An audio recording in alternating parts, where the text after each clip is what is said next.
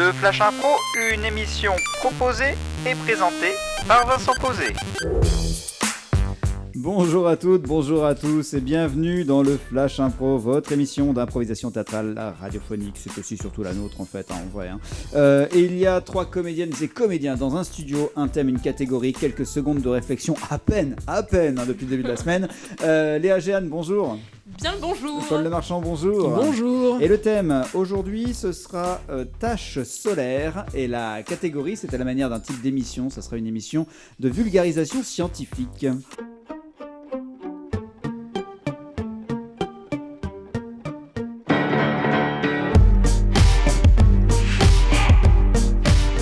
Tâches solaires, c'est le thème. La catégorie, c'est à la manière d'une émission de vulgarisation scientifique. C'est le Flash Impro pour aujourd'hui. En jeu. Mesdames et messieurs, bonjour et bienvenue dans ce nouvel épisode. Aujourd'hui, nous allons rencontrer un scientifique prénommé Albert Fanlin. Albert Fanlin nous accueille dans son laboratoire afin d'observer cette merveilleuse découverte qu'il a publiée il y a maintenant 2 semaines. Albert Fanlin, bonjour. Oui, bonjour. Alors expliquez-nous Albert, qu'est-ce que c'est que cette image que nous projetons à l'instant ? Bah, écoutez, c'est très simple. Moi, comme chaque soir, il me plaît de regarder le ciel avec mon optique.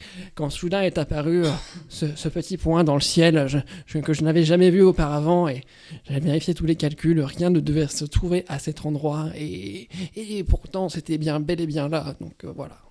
Albert étant astrophysicien, celui-ci observe donc le ciel régulièrement à l'aide de son télescope, c'est bien ça Albert ? Oui, c'est ça, tout à fait, oui. Et donc nous pouvons dire que sur la lunette de votre télescope est apparue une forme jusqu'ici inconnue.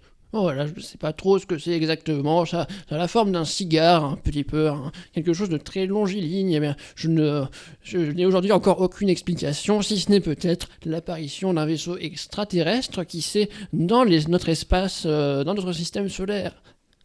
Et avez-vous pu le recenser auprès du GEPAN ?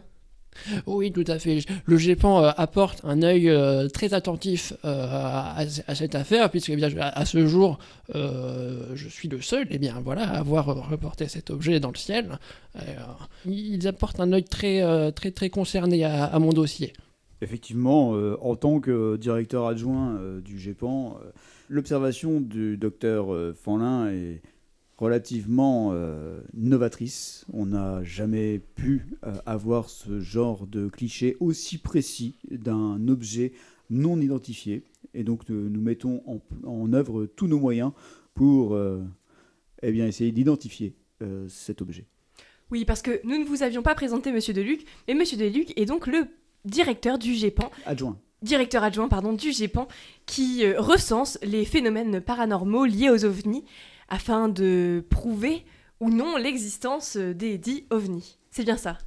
Oui, nous voulons juste essayer d'avoir des preuves scientifiques et techniques relatives à l'existence ou non d'objets non identifiés et dans l'atmosphère terrestre. Très bien, alors nous avons une chance immense aujourd'hui, c'est que vous allez sous nos yeux, Monsieur Deluc, pouvoir regarder cette fameuse tache céleste que Monsieur Fanlin a pu voir à travers son télescope. Donc je vous en prie, installez-vous. C'est un honneur, Monsieur Fanlin, de pouvoir regarder en réalité votre observation, parce que j'ai bien sûr eu tous les articles de presse, et dans la presse scientifique notamment.